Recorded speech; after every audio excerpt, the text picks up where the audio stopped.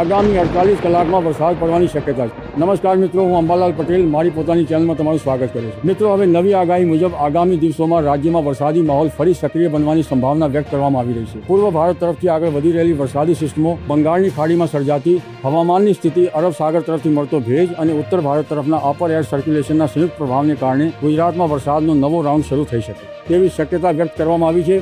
હવામાન વિભાગના અનુમાન મુજબ 16 જુલાઈથી રાજ્યના વિવિધ વિસ્તારોમાં વરસાદની ગતિવિધિ ધીમે ધીમે વધે છે અને ત્યારબાદ અનેક જિલ્લાઓમાં સારો વરસાદ નોંધાઈ શકે છે. હાલમાં દક્ષિણ ગુજરાત અને સૌરાષ્ટ્રના કેટલાક વિસ્તારોમાં વાદળછાયું વાતાવરણ જોવા મળી રહ્યું છે, જ્યારે ઉત્તર ગુજરાત, મધ્ય ગુજરાત અને કચ્છ તરફ પણ વાતાવરણમાં ધીમે ધીમે ફેરફાર જોવા મળી રહ્યું છે. અરબ સાગરમાં દરિયાઈ પ્રવાહ સક્રિય બનતા માછીમારોને સાવચેતી રાખવા અને દરિયો ન ખેડવાની સલાહ આપવામાં આવી છે. બીજી તરફ બંગાળની ખાડીમાં બનતી હવામાનની સ્થિતિ મધ્ય ભારત તરફ આગળ વધે તો તેની અસર ગુજરાત સુધી પહોંચી શકે છે. હવામાન નિષ્ણાતોનું માનવું છે કે 16 જુલાઈથી લઈને આગામી એક અઠવાડિયા દરમિયાન રાજ્યમાં વરસાદનું પ્રમાણ વધવાની સંભાવના છે. આ દરમિયાન કેટલાક વિસ્તારોમાં મધ્યમથી ભારે વરસાદ પણ નોંધાઈ શકે છે. ખેડૂત મિત્રો માટે આ સમય ખૂબ જ મહત્વનો માનવામાં આવે છે. જ્યાં હજુ સુધી વાવણી બાકી હોય ત્યાં આગામી 2 થી 3 દિવસમાં ખેતીના જરૂરી કામ પૂર્ણ કરવાની સલાહ આપવામાં આવી રહી છે.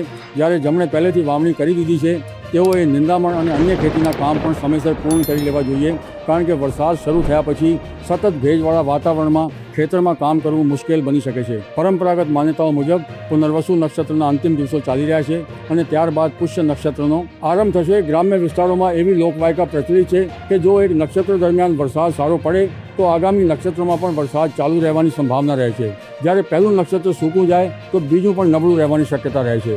જો કે આ માત્ર લોક માન્યતા છે અને વાસ્તવિક સ્થિતિ હવામાનની સિસ્ટમો પર આધારિત રહે છે. સેટેલાઇટ ચિત્રો મુજબ પૂર્વ ભારતના અનેક વિસ્તારોમાં વાદળોનું પ્રમાણ વધી રહ્યું છે અને ભારે વરસાદ નોંધાઈ રહ્યું છે. આ સિસ્ટમો ધીમે ધીમે મધ્ય ભારત તરફ આગળ વધીને ગુજરાતના વાતાવરણને પણ અસર કરી શકે છે. હાલમાં મધ્ય ગુજરાતના કેટલાક વિસ્તારો તેમજ ઉત્તર ગુજરાતના છૂટાછવાયા વિસ્તારોમાં હળવા વરસાદની શક્યતા દર્શાવવામાં આવી રહી છે. જ્યારે દક્ષિણ ગુજરાતના જિલ્લાઓ જેવા કે સુરત, નવસારી, વલસાડ, ડાંગ, ભરૂચ, નર્મદા અને વડોદરા જિલ્લામાં વરસાદની સંભાવના વધુ દર્શાવવામાં આવી રહી છે. ખાસ કરીને નીચાણવાળા વિસ્તારોમાં રહેતા લોકો, દરિયાકાંઠાના વિસ્તારોમાં રહેતા નાગરિકો અને ખેડૂતોને આગામી દિવસોમાં હવામાનની નવી માહિતી પર સતત નજર રાખવી જરૂરી છે.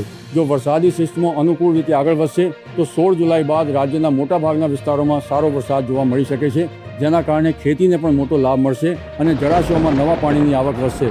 બીજી તરફ જો સિસ્ટમોની ગતિમાં ફેરફાર થશે તો કેટલાક વિસ્તારોમાં વરસાદનું પ્રમાણ ઓછું પણ રહી શકે છે. મિત્રો, જો તમારા વિસ્તારમાં વરસાદ શરૂ થયો હોય અથવા હવામાનમાં કોઈ નોંધપાત્ર ફેરફાર જોવા મળ્યો હોય તો તેની માહિતી જરૂર શેર કરો, જેથી અન્ય લોકોને પણ સ્થાનિક પરિસ્થિતિ વિશે જાણ થઈ શકે. આગામી દિવસોમાં રાજ્યના હવામાનમાં મહત્વપૂર્ણ પરિવર્તન જોવા મળવાની શક્યતા છે અને ચોમાસાનો નવો તબક્કો ગુજરાત માટે રાહત લઈને આવી શકે છે. તેથી સૌએ સાવચેતી રાખવી, હવામાનની સત્તાવાર સૂચનાઓનું પાલન કરવું અને ખેતી તેમજ રોજિંદા કામોનું આયોજન વરસાદની શક્યતાને ધ્યાનમાં રાખીને કરવું જરૂરી છે.